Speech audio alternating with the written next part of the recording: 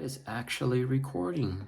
Wow, I'm actually doing this again. Hey YouTube, what is up? It's been so long. It's been at least 2 years. I think it's been 2 years, maybe longer, since I have last posted a video, right? And I know I have to go back and look and see when my last video post was, but it's been a hot moment, no doubt. And well, anyway, I'm here, as you guys can see from the title, right? This is the first video in a series of videos where I'm going to speak about the K-1 visa process.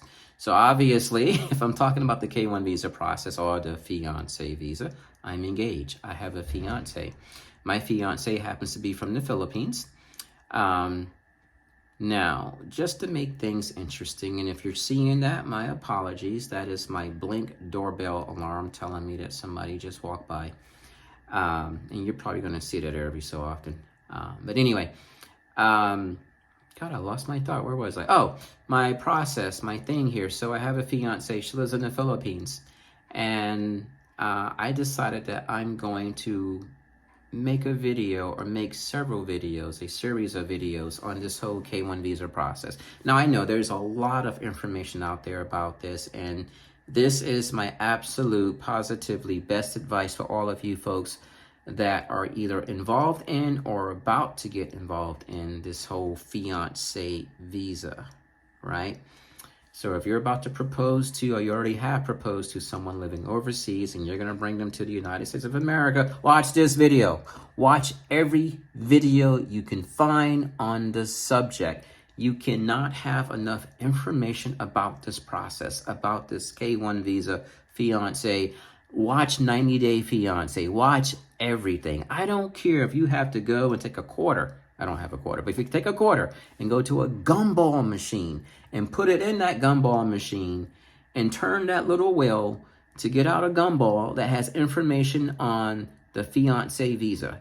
If it does spin that quarter, you cannot have enough information on this process.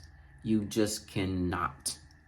And you do not want to be in the fog about what's next, because that's where we were most of the time. I think a lot of us were there. You know how I know that? Because I belong to 2 K-1 visa Facebook groups. And you know what? Nobody knew what the next step was. Nobody even knew how to get to the current step that they were in. Nobody, all right? Everyone's asking everybody else for information, for help, for advice, for what do I do now? It's a human thing. Nobody's at fault. We're humans. We're like that. We don't know, right? We live in ignorance, right? But there's so much information out there, right? Facebook. Is Twitter still a thing? All right. Facebook, TikTok, Google. I mean, we have ChatGPT nowadays, right? There's a lot of information on this. That's my whole point. And you need to tap into every single avenue. Do not skip anything that talks about, posts about, has a tagline about the K-1 visa, the fiance visa, basically. You need to have that information oozing out of your ears, and I lie not to you, because it's a process. I'm not going to knock it, but it's a process. Here's why it's a process. It's a process because it's by the U.S. government. And as you know, anything dealing with the U.S. government is going to require applications, and it's going to be confusing, and it's going to be frustrating, and it's going to require documents that you got to go back in time and dig out of God knows what graveyard. And it's going to require other stupid stuff that you didn't even know existed, but now you're required to do it. I'm not knocking it. I'm just saying it's a government process you must get through. And if you don't believe me, when's the last time you renewed your driver's license or applied for a passport? And that's a license or a passport. Trust me, K-1 visa, oh my God.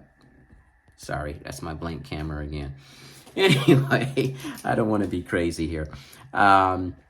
Is it worth it? By all means it is, but it is a process. So my goal is to add my 2 cents.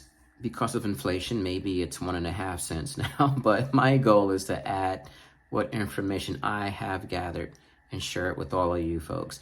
Now, my fiance and I, you know, we're doing this together. So occasionally you will hear from her. I'm sorry, my screensaver just kicked in because I want to show this to you also. Okay, we're back on. The other thing that I'm doing, because I am bringing her over here, and it's not that I am not in a position to afford her to be here. If you're going through the K-1 visa process, you know you have to make a certain amount of money to bring your fiance into the country. If the U.S. government feels you don't make enough or you're just not financially fit to do so, nobody's coming into the country. I make 4 times the amount of what the government requires. And we'll get into the whole financial thing in another video.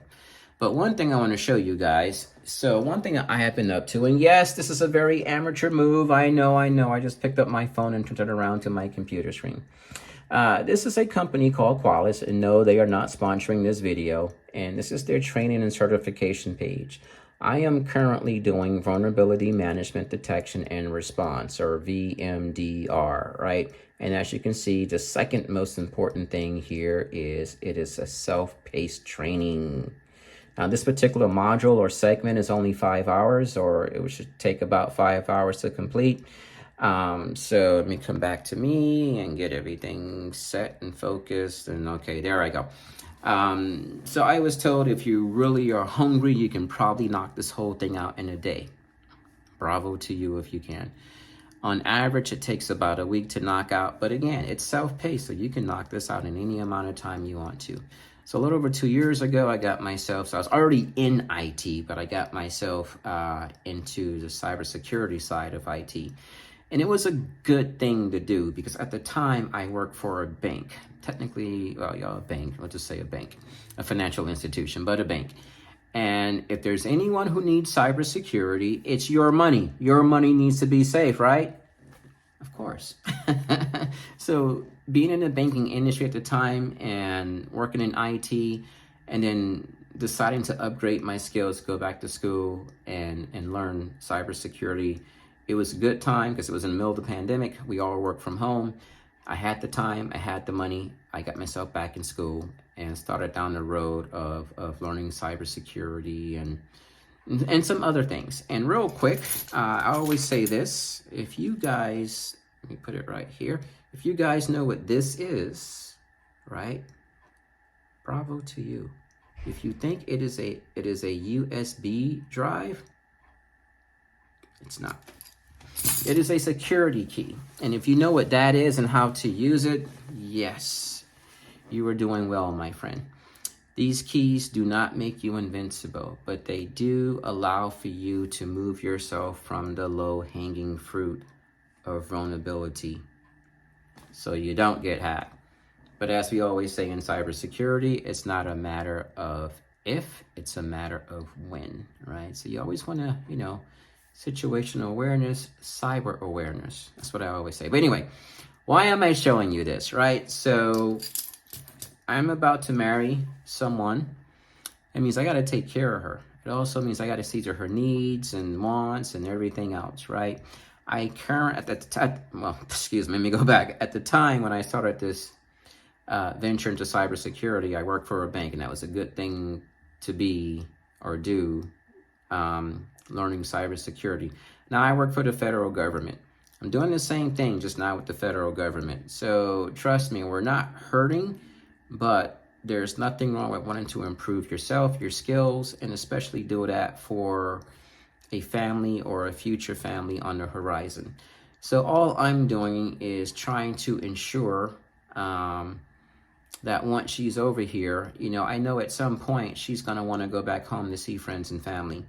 I also know that things happen, and so there may be some type of event or emergency or something that she may need to jump on an airplane.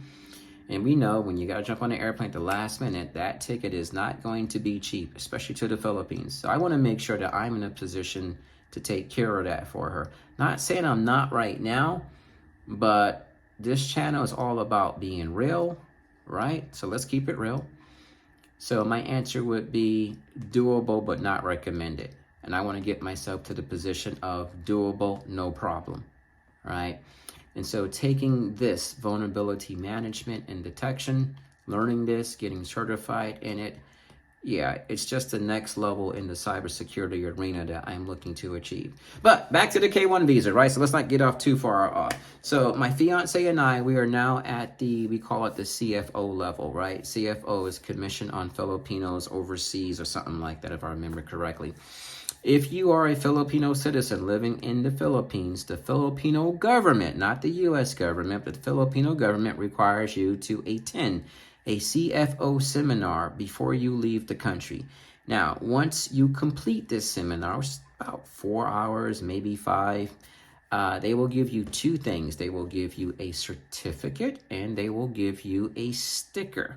Without that certificate and sticker, your ass, excuse my French, your ass is going nowhere. You're staying in the Philippines. So it is a requirement.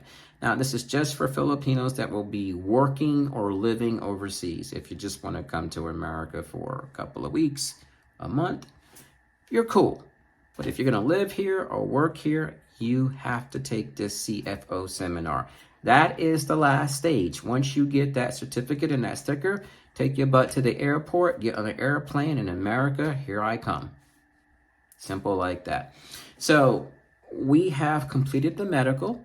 She has been successfully approved by the U.S. Embassy. So the only thing she has to do now is take or complete the CFO seminar. And that is going to be on July 6, 2023. Now this video is already getting too long, so I'm going to end it. But I'm going to create a series of videos, mostly me for now. I will have her on every so often. But once, excuse me, once she is over here, obviously we're going to have more videos of her. And, you know, again, what's going to make us different is that we're just going to talk about the emotional part, like how we felt about it, right? The frustrations, the happiness, the frustrations, the joy, the frustrations. Okay, let me stop. I'm being crazy. Hey guys, please like and subscribe. Stay tuned for more. And then that's basically it. I'll see you guys in the next video. Later.